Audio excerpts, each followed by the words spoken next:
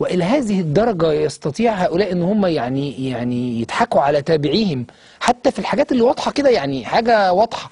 يعني هم كانوا نضلوا من اجل 219 دي واتمسحت، ما جالهاش ذكر باي شكل، برضه طالعين يقولوا انه هذا الدستور يحافظ على مواد الشريعه اكتر شوف حضرتك، يعني حزب النور له وضع خاص لو احنا عايزين نتكلم بقى عليه. حزب النور دايما بيلعب في المجال اللي في النص، لا هو عايز يبقى يمين ولا يسار. ايوه، وده احنا شفناه لانه ما شاركش في 30/6. طبعا. ومع ذلك راح قعد في وسط في يوم الاعلان الدستوري. مش بيحجز، كان موجود وقعد وحط رايه بالظبط. هيعملوه وهو مش موجود، يعني بيحجز الراجل. خليني اقول لك ان هو حزب النور يعلم تماما ان التيار الاسلامي حاليا مش عايز اقول مكروه، لكنه غير مقبول تماما. صحيح. في الساحه. صحيح. فهو بيحاول انه يمشي نقول ماشي مع التيار. التيار رايح فين النهارده؟ التيار رايح ناحيه الدوله المدنيه. فانا بقول لو انا وقفت النهارده ضد التيار فانا خرجت من المركب ونطيت زي ما الاخوان بيعملوا بالظبط. انت النهارده واقف ضد التيار، وهو من تحت الترابيزه بيقنع الاخوان انه خلي لكم ديل، انا موجود اهو. بينما هم طلعوا كفروا محمد مرسي ونادر بكار، قال لك ان هم بيأيدوا طبعا ترشح السيسي وكله فل. هرجعك سنه صغيره كده للاعتصام بتاع رابعه واعتصام النهضه. اتفضل. كان القيادات بيطلعوا يقولوا ان هم ضد الاعتصام، القواعد كلها قاعده في رابعه وقاعده في النهضه. صح. فالفكره كلها ايه؟ ان احنا عشان نتكلم بقى نشوف بقى حزب النور. حزب النور النهارده بيلعب الحتتين. الحته الاولانيه هو حته الحمايه. حزب النور او التيار السلفي المتشدد، نقول ان هو كان في الفتره بتاعه ال30 سنه اللي فاتوا كان بيهان، يعني الناس بتتعذب في امن الدوله، بتقهر، كل الكلام ده كله. الناس دي قررت انها لن تدخل السجون مره اخرى.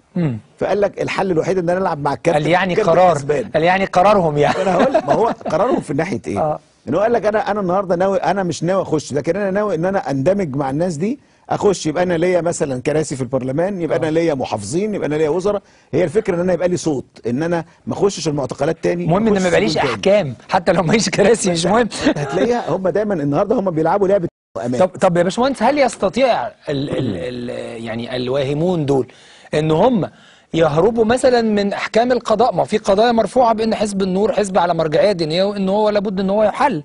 فهل هو هيهرب كده من الاحكام، او هو متخيل ان السلطه ايا كانت ايه هي لما يمالئها هيقدر بقى السلطه تاثر على القضاء فما تحلش الحزب؟ خليني اقول لك بقى، طالما دخلت بقى في حته الاحزاب على مرجعيه دينيه دي، النص اللي محطوط عندك هنا في الدستور نص مطاط جدا. على اساس ديني.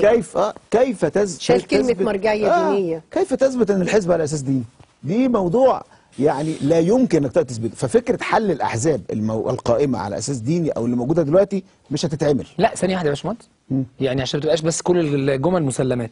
يعني دلوقتي انا لما اجيب المانيفستو بتاع تاسيس الحزب بتاع حضرتك، ده ما اقدرش اطلع منه المبادئ اللي موجوده، اذا كانت مبادئ علميه مدنيه علمانيه ولا مبادئ دينيه. لما اجيب الليست بتاعه اعضاء الحزب وتطلع كلها منتميه للتيار السلفي، ما فيهاش ولا اخواني، ما فيهاش ولا قبطي، ما فيهاش ولا مسلم معتدل، ده مش على مرجعيه دينيه. لا، في حاجات كتير. اما اجيب شعاراتك اللي بتتاجر بيها في الانتخابات ما اقدرش اثبت عليك. الشعارات موضوع تاني، لكن ليه؟ حضرتك انك بتتكلم مش ده فكر الحزب.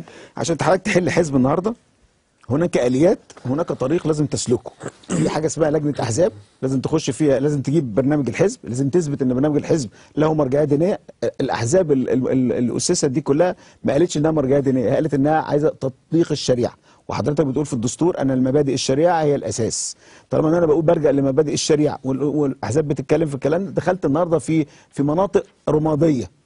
فكرة الفصل هنا مش موجود. المحكمة اللي تفصل. المحكمة تفصل. لأنه كتير من تصريحات رموزهم موجودة وبتقول إذا كانت المرجعية دينية. فهم عارفين إن ده موضوع مطاط جدا، فهتاخد فيه أوقات عشان تقول إن أنا هشيل أحزاب دينية النهارده أو إن أنا ألغيها، فهم مش هتتلغي. فهم بيلعبوا النهارده. ليه هو بيقول لك النهارده إن هذا الدستور جميل جدا وهذا الدستور إحنا مؤيدينه؟ لأن هو مش عايز يقصى. طبعا هو بيلعب بذكاء. أنا لو النهارده أخدت في البرلمان اللي موجود 10% 15% وأنا ماشي مع التيار، ممكن إن أنا من وجهة نظرهم ان انا في المره الجايه تكون الناس معتمدين على ان الشعب المصري مع الوقت ممكن ينسى الاحداث وينسى ان النور والاخوان كانوا في مركب واحده، وان النور ما خرجش من عباءه الاخوان المسلمين الا لما تم اقصائه من الحكم خالص في عهد الاخوان المسلمين. كل الكلام ده هم معتمدين ان هو الناس الشعب المصري عندنا شعب طيب، وهم اوريدي بيتاجروا بطبيعه الحال ان هو ممكن مع الوقت انه ينسى بعد 10 سنين دورتين برلمانيين جايين اخش انا كمان يبقى ل 40-50% تاني. وفي الخارج هم بيتاجروا بده بالفعل، والفيديوهات بتاعت الملف لما قالوا